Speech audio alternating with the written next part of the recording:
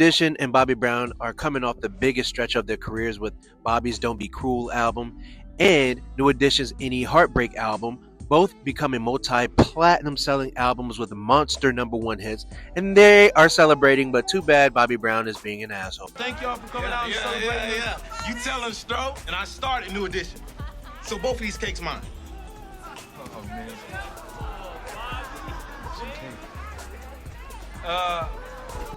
Although this is a party, there are a lot of pivotal business moves being made on behalf of the New Edition members. We got Gerald Busby sweet talking the boxers off of Johnny Gill, telling them how he's going to be a huge solo star and that he wants his album to be the first release off his Motown imprint. And then Jimmy Jam and Terry Lewis comes up with a brilliant idea for the other 3 backup dancers and singers for New Edition.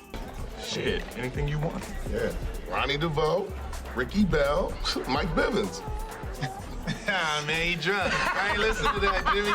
You hear this dude? I mean, I'm a little drunk. I'm a little drunk, but think about it. Side note, I really wish Ricky Bell had more confidence in himself, because throughout the portrayal of this series so far, Ricky Bell seems like the person who is just content with being the 3rd or 4th option on the team, and he has no real ambition to go solo considering his level of talent. I truly believe if he did believe in himself, he would have been able to parlay his talents into a pretty decent solo career, but BBD was a great idea. I knew I was gonna get played. There's no way I can release my album now, not after Don't Be Cruel.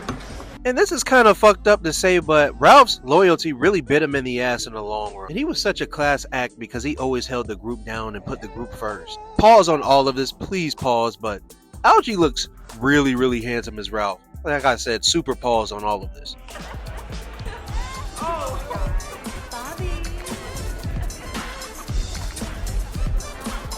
You know what I'm not trying to hear, man? We here, right? We had a I really miss my nigga. I really miss my nigga.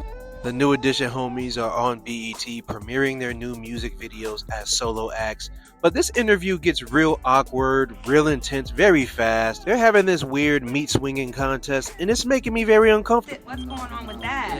Tell me what that's about. What's this 213 number calling me right What's now? going on with you and the beepers? Why do we need the beeper? We all over the world, so our managers need to get in contact with us. You just so in demand. You so busy. I just want to ask, why we talking about us 3 and our managers when this is a New Edition interview?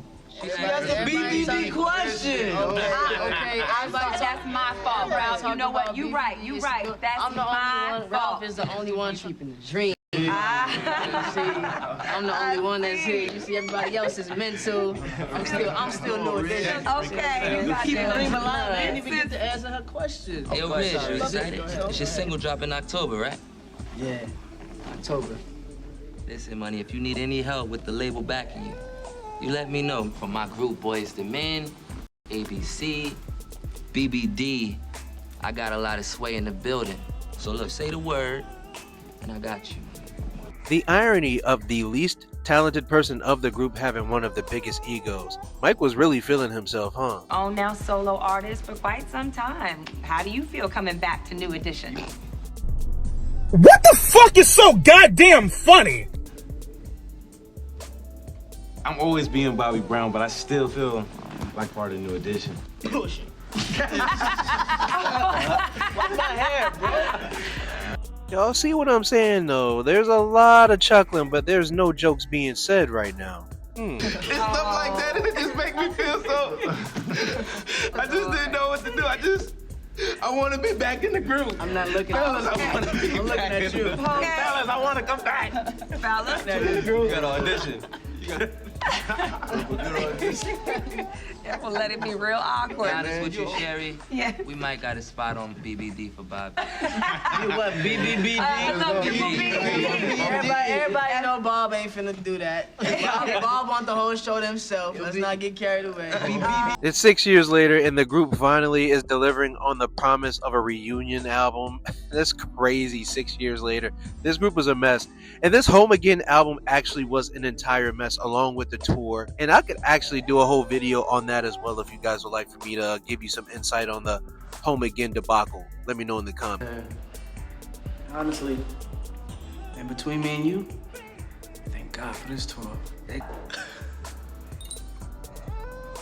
Man, this shit's so sad, bro. He really just roofied himself.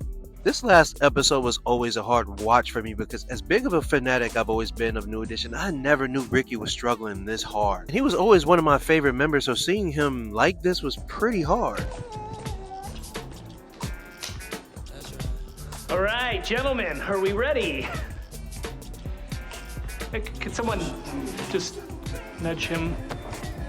This goes without saying, but this entire Home Again era should not have happened. With all the personal struggles of Bobby Brown and Ricky Bell, plus Ralph dealing with the death of his mother, there's no way they thought they could have gotten through this entire tour. And even despite all of their shit, this is still their best album in my opinion. Am I tripping? What do you think? What's the best New Edition album in your opinion? Let me know in the comments.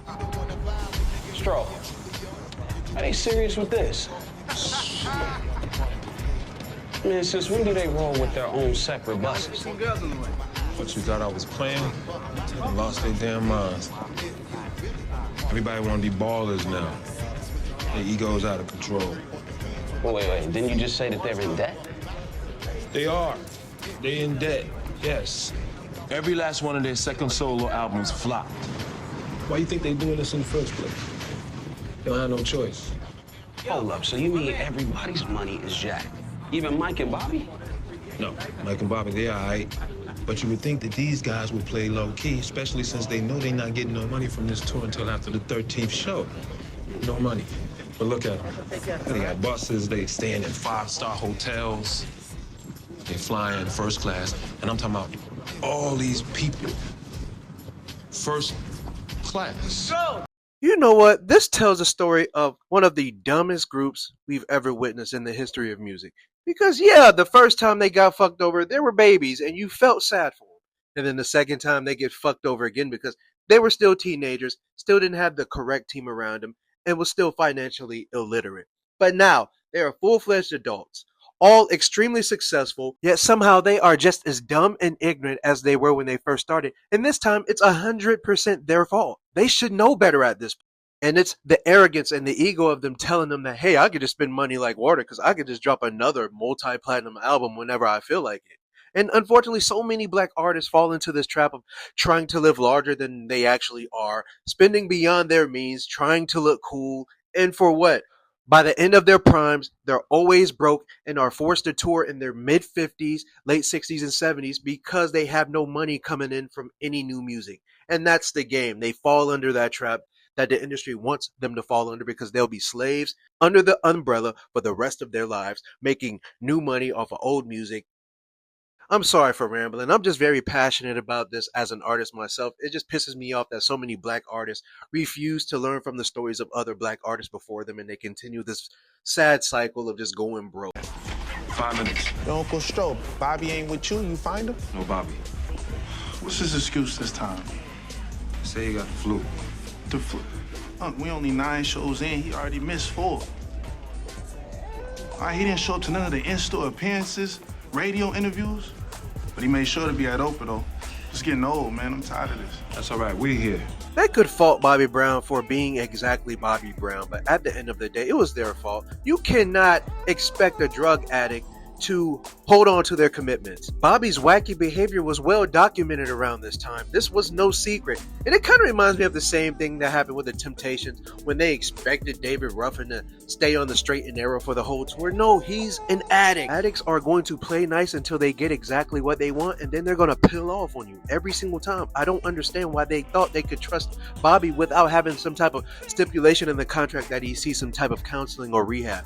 Honestly, New Edition, once again, this is your fault. You missed everything. Again. It don't sound like it to me. Do it sound like it to y'all? Hey, Jeff, let me get that mic. Is y'all coming or what? Nah, we good, B. We done for the night. Have fun. Whatever. Sound like they want Bobby, so I'm gonna give them Bobby. Ladies, let's go. And now we have Ricky nose deep in some booger sugar. He ain't really trying to snort coke. He just want to know what it smells like. Supergroup New Edition took a short break from its Home Again tour. So singer Bobby Brown could appear in a Broward County courthouse today. Ralph's lawyer is trying to get the judge's permission. Not so fun fact. During the Home Again tour, Ricky did miss 1 or 2 dates where Bobby Brown actually filled in for him during the BBD set. Now, Ricky's absence was cited due to illness, but after watching this biopic, we see why he was really missing. And now they take us back to that infamous New Mexico tour stop where Bobby Brown is being a complete asshole. BBD crashes the entire set, which leads to a chaotic brawl and some gunfire, which resulted in this.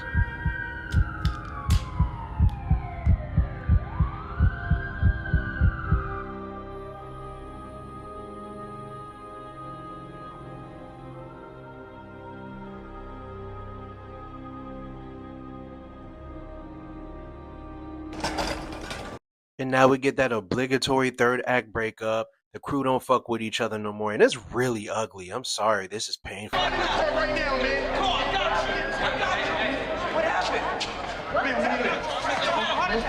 Stroke had a heart attack. What? What happened to Stroke? Man, what you mean, what happened? Come on, man. You blaming me? Come on, man. I would never do nothing to hurt Star. That's my uncle, too. Matter of fact, you the one that came on stage started shit. That wasn't me. What you mean that was me? You've been doing this shit since we was kids, man, and I'm sick of it. We all sick of it. You come here coked out every single night, and when you do show up, you think it's about you. It ain't about you, man. And now Stroke had a heart attack. You hear me, man? A heart attack. All right, man, get off me, man. Man, why do y'all keep babying this asshole? Bottom line is I'm done. Run. Y'all crazy. I came back to do y'all a favor. What? You ain't did shit for me. Boy, you better watch your mouth. Who you talking to? New Edition died a long time ago when I left the group.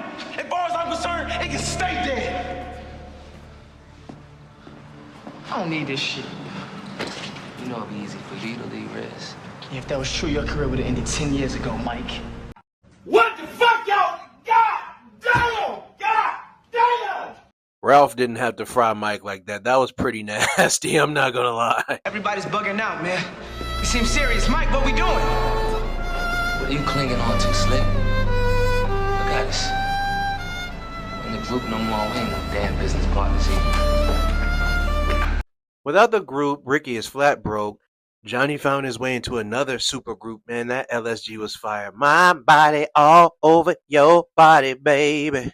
Ronnie went into real estate. And fun fact, Ronnie actually owns his own real estate company, and he's doing very well, has been since 2002.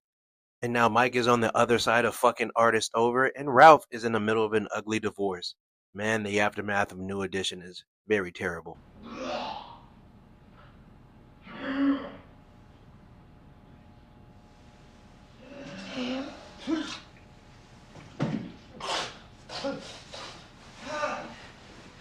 Ricky?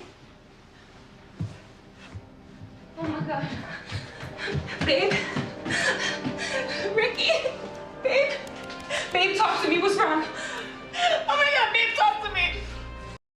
Ronnie's getting married now, and Bobby Brown shows up in a white tuxedo like an asshole, but it's Bobby Brown. You gotta love him because he's Bobby, and he's an asshole, and he's so funny. All jokes aside, some accountability was taken, apologies were made, and the boys reconciled for that moment, and it was a beautiful moment.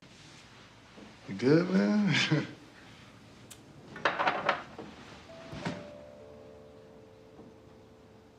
Thanks, Ron, for the invite.